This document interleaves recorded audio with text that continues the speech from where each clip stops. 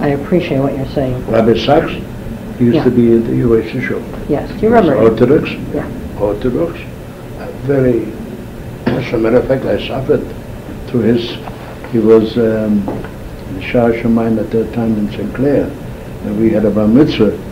On Saturday we had to wait until to be able to get in the show. But he was very honorable and very nice. What about Rabbi Eisendrath? Now here's a person that I want to hear about. Eisendrath was a form, you know this? Yes. But he was a very feeling in Zionism in him. And he was a good rabbi to the Holy Blossom. As a matter of fact, I once expressed that for a change, you know, the Frankel brothers, I don't know, they were German Jews. Mm-hmm. I used to know them very good. I said to the Willigan, for a change you have a Jew for a rabbi. Well, I heard from Rabbi Swenim, who gave me a very interesting idea. I'd just like to hear your comment. Have you interviewed him? Yes, I have interviewed him lately.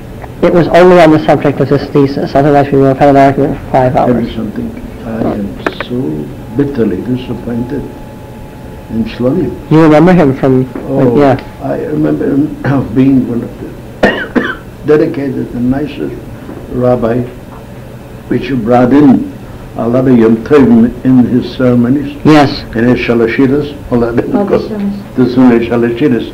He brought in, he was capable of singing in with them tremendously, but being disappointed of the amalgamation of the Bet Tzedek and the Mikol Shul, and they accepted new rabbi, That's right.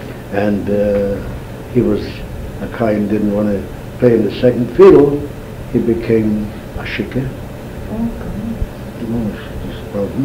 I once seen him in the street in the custom, before the custom house, like a shlop from and he began down, and he got a hold of the telegram, and he became a reporter there, and for a time, and always was, even at Hayom, until now.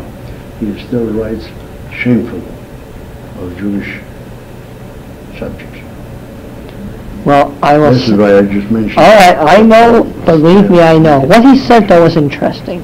I'd like to have your he's comment. Intelligent. He said that Rabbi Eisendrath was probably more Zionistic than most people gave him credit for. That's right. But with Mrs. Dunkelman on his back, he had nowhere to move.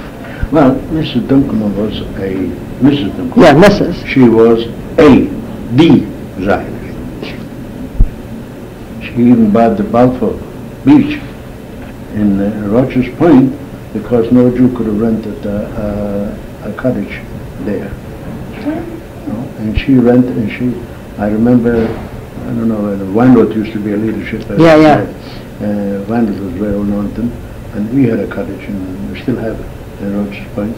And when Dolman Dunkelman lived, Weinroth and myself used to help them carrying stoves, coal stoves from one cottage to another.